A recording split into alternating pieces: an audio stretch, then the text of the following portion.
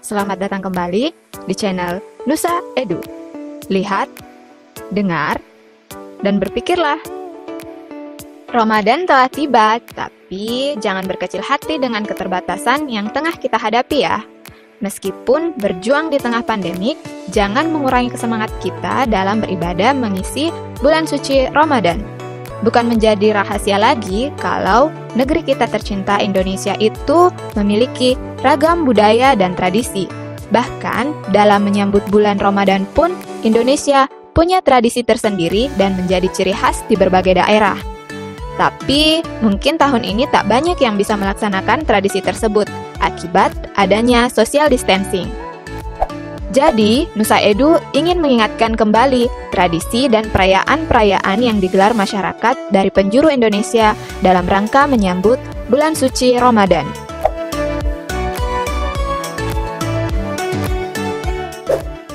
Tapi sebelum lanjut, klik tombol subscribe dan bel notifikasinya, agar kamu terus terhubung dengan informasi edukatif dari channel ini. Jangan lupa juga klik like dan share ke yang lain supaya informasi ini tidak berhenti di kamu.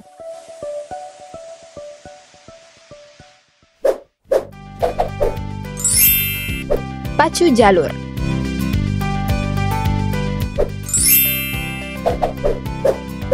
Pacu jalur atau jalur pacu adalah lomba dayung yang menjadi pesta rakyat kebanggaan masyarakat Kuantan Singgigi atau biasa disebut Kuansing. Lomba yang dikayuh oleh 40 hingga 60 orang ini konon sudah ada sejak tahun 1903 dan awalnya digunakan untuk merayakan hari ulang tahun Ratu Wilhelmina, penguasa Belanda saat itu. Namun setelah Indonesia merdeka, pacu jalur tak lagi digunakan sebagai penanda hari ulang tahun Ratu Belanda, melainkan digunakan untuk perayaan-perayaan tertentu seperti kegiatan menyambut bulan suci Ramadan. Jalur sendiri merupakan istilah yang merujuk pada sejenis perahu yang dibuat dari batang kayu utuh, tanpa dibelah-belah, dipotong-potong, atau disambung-sambung. Ciri-cirinya harus kukuh kuat, ramping, artistik, sehingga saat berpacu tidak dikhawatirkan pecah. Kayu yang dipilih biasanya jenis kayu banyo atau kulin kuyang. Kayu harus lurus, panjangnya sekitar 25-30 meter, dengan garis tengah 1-2 meter, dan mempunyai mambang, sejenis makhluk halus. Ukuran-ukuran tersebut menjadi pertimbangan agar setelah menjadi jalur, dapat mendukung anak pacu 40 hingga 60 orang. Saat memilih kayu pun akan digelar upacara semah, dipimpin seorang pawang agar kayu itu tidak hilang secara gaib. Perlombaan ini memakai penilaian sistem gugur, sehingga peserta yang kalah tidak boleh turut bermain kembali, sedangkan para pemenangnya akan diadu kembali untuk mendapatkan pemenang utama. Perlombaan meriah ini dimulai dengan tanda yang cukup unik, yaitu dengan membunyikan meriam sebanyak 3 kali. Pada dentuman pertama, jalur-jalur yang telah ditentukan urutannya akan berjejer di garis start dengan anggota setiap regu telah berada di dalam jalur. Pada dentuman kedua, mereka akan berada dalam posisi siap atau berjaga-jaga untuk menggayuh dayung. Setelah wasit membunyikan meriam untuk yang ketiga kalinya, maka setiap regu akan bergegas mendayung melalui jalur lintasan yang telah ditentukan. Sebagai catatan, ukuran dan kapasitas jalur serta jumlah peserta pacu dalam lomba ini tidak dipersoalkan, karena ada anggapan bahwa penentu kemenangan sebuah jalur lebih banyak ditentukan dari kekuatan magis yang ada pada kayu yang dijadikan jalur dan kekuatan kesaktian sang pawang dalam mengendalikan jalur. Jadi, acara pacu jalur ini menjadi tradisi yang sekaligus menjadi pesta rakyat bagi masyarakat Riau, khususnya di Kuantan Singgigi.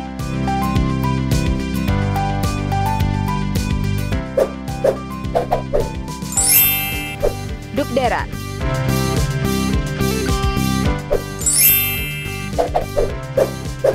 Kalau di Riau punya pacu jalur, Semarang punya dukderan yang tak kalah meriah. Kegiatan ini sudah ada sekitar tahun 1881 dan turun-temurun telah dilaksanakan sejak masa pemerintahan Bupati Kyai Raden Mas Tumenggung Purbaningrat.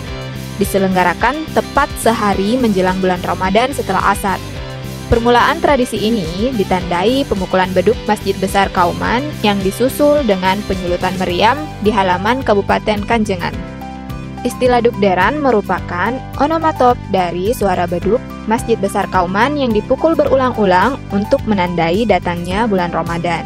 Suara beduk tersebut biasa disertai suara mercon atau meriam. Perpaduan istilah dari suara tersebutlah yang mengawali penamaan tradisi ini. Prosesi dukderan biasanya terdiri dari 3 agenda. Diawali pasar dukderan selama 1 bulan penuh, mulai siang hingga malam. Selanjutnya dilakukan prosesi ritual pengumuman awal bulan Ramadan dan disusul kirab budaya dukderan, mulai dari halaman Balai Kota Semarang. Salah satu yang menarik dari tradisi ini adalah adanya warak ngendok sebagai simbol tradisi. Warak ngendok merupakan binatang mitologis yang digambarkan sebagai simbol pemersatu 3 etnis mayoritas yang ada di Semarang atau akulturasi budaya. Bagian-bagian tubuhnya terdiri dari naga yang berasal dari Cina, burok yang berasal dari Arab, dan kambing yang berasal dari Jawa. Hewan imajiner ini biasanya dijadikan maskot dalam festival dukderan. Kata warok sendiri berasal dari bahasa Arab waroi yang berarti suci, dan ngendok berarti bertelur. Disimbolkan sebagai hasil pahala yang didapat seseorang setelah menjalani prosesi suci.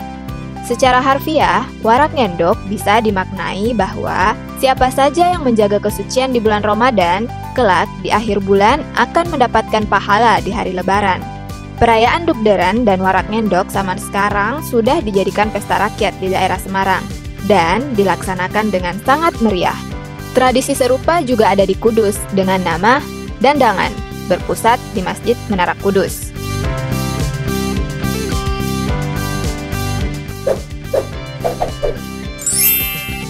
Magibung.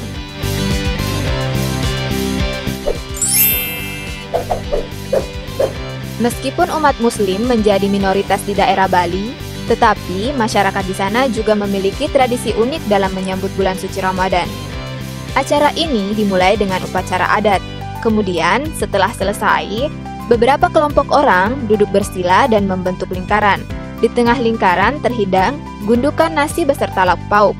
Megibung menjadi acara makan bersama sembari duduk lesehan untuk mengucap rasa syukur kepada Tuhan.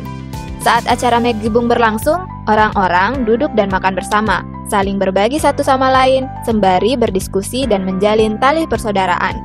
Acara serupa juga ada di Jawa Barat yang dilaksanakan oleh suku Sunda. Acara tersebut dikenal dengan mungguhan.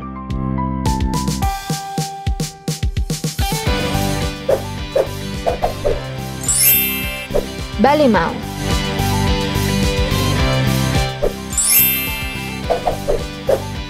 Tanah Ranca Minangkabau, tanah adat. Dari ujung Sumatera ada tradisi Balimau yang prakteknya adalah upacara mandi dengan menggunakan air bercampur limau atau jeruk. Air tersebut juga ditambahkan beberapa ramuan alami dari daun pandan wangi, bunga kenanga, dan akar tanaman gembelu yang semuanya direndam dalam air suam-suam kuku. Kemudian dibarukan atau dioleskan ke kepala. Ramuan tradisional untuk Balimau tersebut adalah warisan turun-temurun semenjak dulu, konon sejak ratusan tahun yang lalu. Tradisi mandi Balimau ini disebut pembersihan diri, lahir dan batin.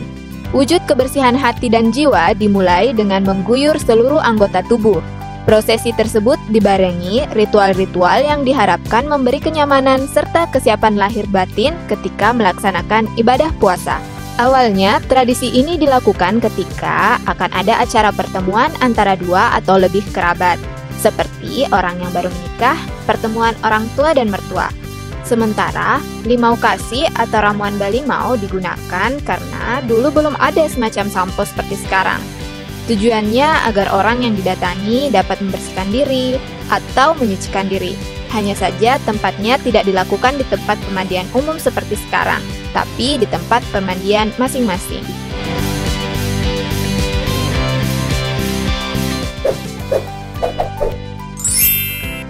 Suro Baca.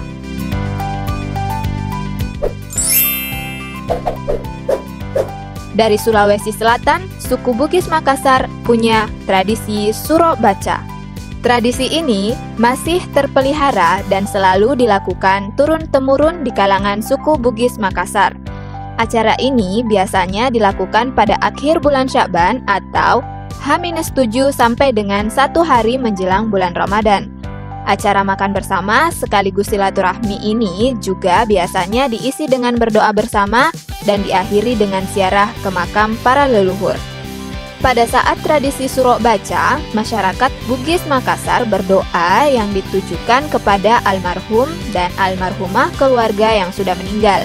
Juga memohon kepada Allah Subhanahu wa Ta'ala agar yang masih hidup diberi kesehatan, rezeki, dan umur yang panjang.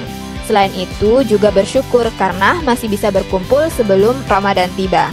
Selepas berdoa, makanan disantap bersama-sama dan ada juga yang disisihkan untuk dibagikan ke tetangga.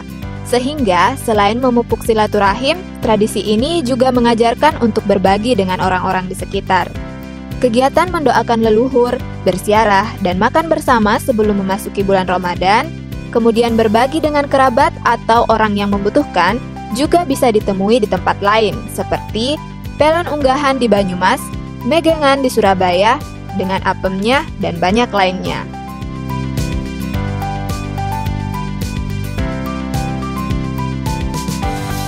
Itu tadi tradisi-tradisi yang dijaga secara turun-temurun oleh masyarakat Indonesia dalam menyambut bulan penuh berkah, bulan Ramadan. Namun, tradisi yang diusung berupa pagelaran tahun ini harus ditiadakan dulu atau dilaksanakan dengan kecil-kecilan saja oleh masyarakat. Mengingat protokol kesehatan untuk pencegahan COVID-19 mengharuskan kita menghindari keramaian. Nah, meskipun kita tidak bisa merayakan tradisi ini seperti tahun-tahun sebelumnya, pastikan Ramadan kita tetap berkesan ya, dan tetap amalkan nilai-nilai luhur yang ada dalam tradisi-tradisi tersebut. Sekian dulu, selamat berpuasa dan salam di rumah aja.